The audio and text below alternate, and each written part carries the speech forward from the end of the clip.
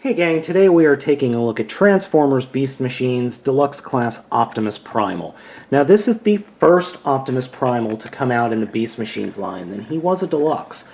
And I have to say, I've always liked the look of this figure. I really like the silverback, or goldback in this case, the blue and the black. I've always liked that with the green eyes. I think that's pretty cool.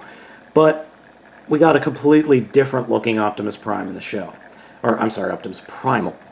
Now, I will be the first to admit this figure is actually broken. I got this guy back in college, back in, oh geez, the early 2000s, and he was busted within a few days, and I'll show you where he broke. He also has an accessory here that's a throwing star that actually got lost and I think got stepped on, if I remember correctly, and it broke. But either way, I'm missing that accessory, unfortunately.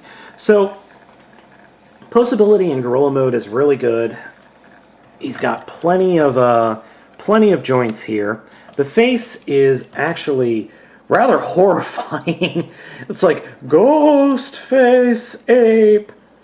But posability is it's got plenty of movement in the knee or in the elbows, shoulders, rear legs, and this is the actual part that's broken. So let's get into the transformation. We'll move the turntable out. First off, I want to show you what broke. There is a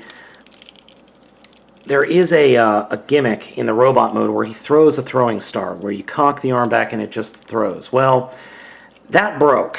The plastic broke and it just shattered.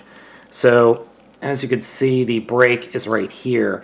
And I really don't know why Hasbro designed this figure like that, because that's really thin plastic right there. So I'm thinking about going onto eBay and buying a replacement, but I don't know, it might not be worth it.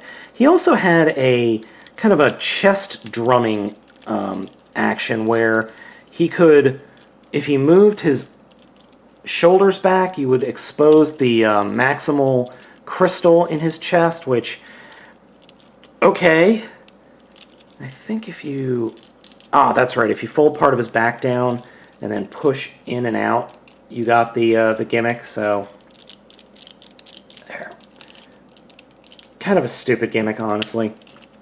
Alright, so transformation is actually pretty cool. So I'm going to start off by removing the arm that's busted. So to start off, we will open up that back part again and fold the gorilla head into that section and close it up. And then we will take the arms, or the gorilla arms, and actually pop them off the shoulder sockets and then flip them up to above where the head was. So then we're going to turn the figure over like that, fold up the gorilla hands and form the feet and legs. And the thumb, the gorilla's thumb, actually acts as the heel for the figure. So there we go. And then we'll split the legs like that. And then fold that entire section down and then fold it up into itself to form the back. And then bring the arms around like that and peg them into place. And that's another issue I have, is the pegs on my figure are very, very small and very weak. And you're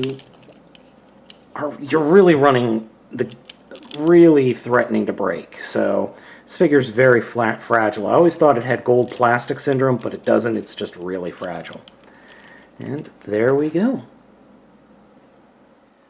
And here we have Optimus Primal in robot mode. Now, I love the color scheme of this guy. The blue, the black, just the clear blue, the black. I mean, everything works for me in this robot mode.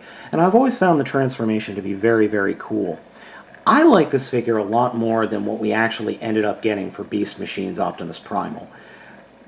But that's just me, and, well, you know, the Beast Machines line and the show were divisive, we'll say.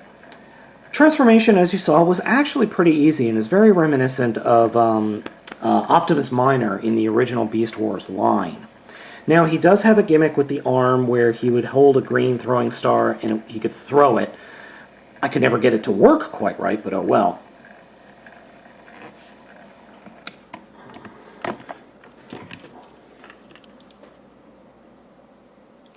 as you can see, the face is definitely Optimus Primal, even with this strange blue helmet skull cap we've got going here. And there is some minor light piping, but there at the top you see the green, but it doesn't really work, or you need a really strong beam of light in order to go through the skull cap and then through the green plastic. Now the skull cap does move up and down, so you kind of got the normal bright-eyed and then, dude, I'm taking a nap. Monkey's taking a nap. The backpack is a little weird. Oops, sorry, I kicked the camera. Backpack is a little weird. I don't exactly know why he's got this backpack, but it's part of the transformation, and you really couldn't do much else with it. Leg and posability is pretty good. Head does swivel side to side. Arm, at least the left arm, is on a ball joint here at the shoulder, ball joint at the elbow, and a ball joint at the wrist. There's that weird rotating gimmick that is broken, and then ball joint at the elbow, ball joint at the wrist. Then for the leg, ball joint in the hip, swivel joint right above the knee, hinge joint in the knee, and then hinge joint at the foot. And you can really, there is actually quite a bit of play here. Because of the way the transformation works, you can actually get some nice poses because you have some more leeway with the pad of the foot. So overall, it's not a bad figure at all. I just wish that it didn't have this stupid gimmick. What I would like to do is maybe get a hold of one or two of them and somehow cobble things together such that I can remove the stupid gimmick and just replace it with a ball joint, but I don't have the time or skills for that right now.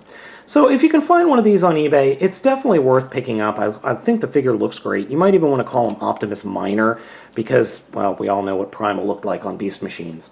So I would definitely get a hold of this guy if you can, because I think he's a lot of fun.